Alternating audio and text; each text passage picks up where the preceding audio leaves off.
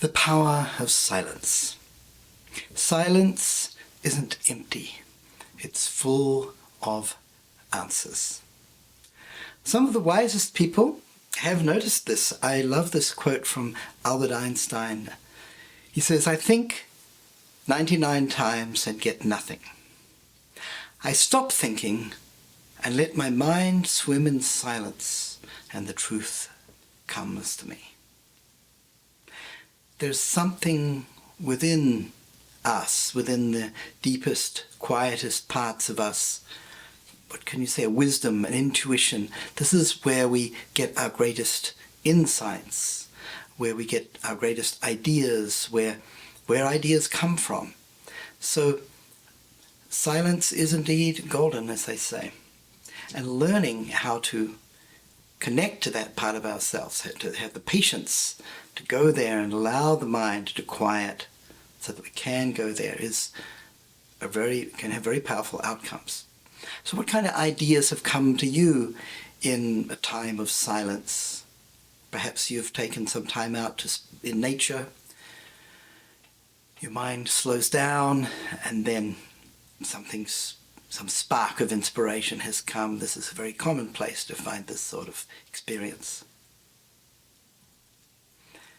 Here's a little exercise. Just listen for a moment. Close your eyes. And note what you can hear.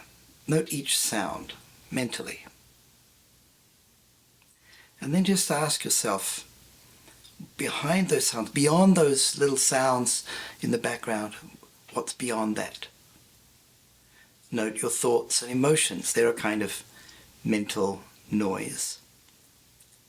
And then ask yourself, who is it who is doing the thinking and feeling these emotions?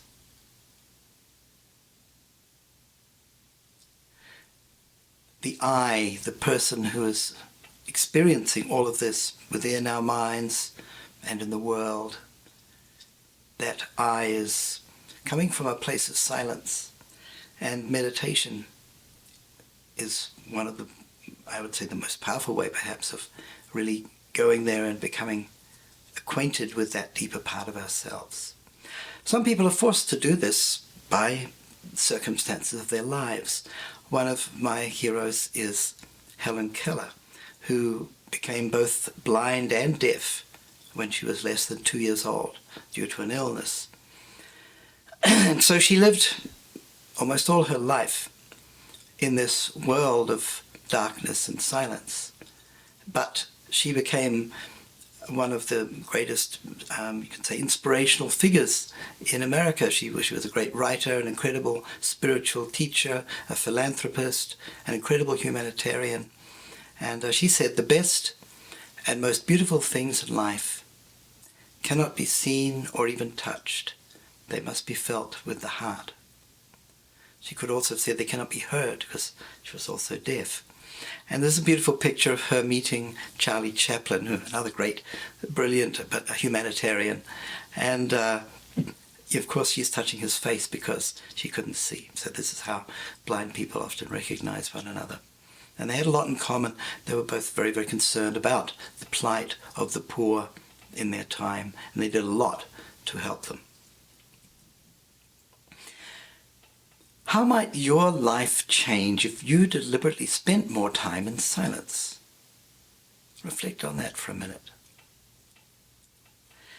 So in this course, you'll learn about using silence to transform your world. You'll learn to connect with your creativity and intuition. You'll learn to find inner peace. And you'll experience deep meditation.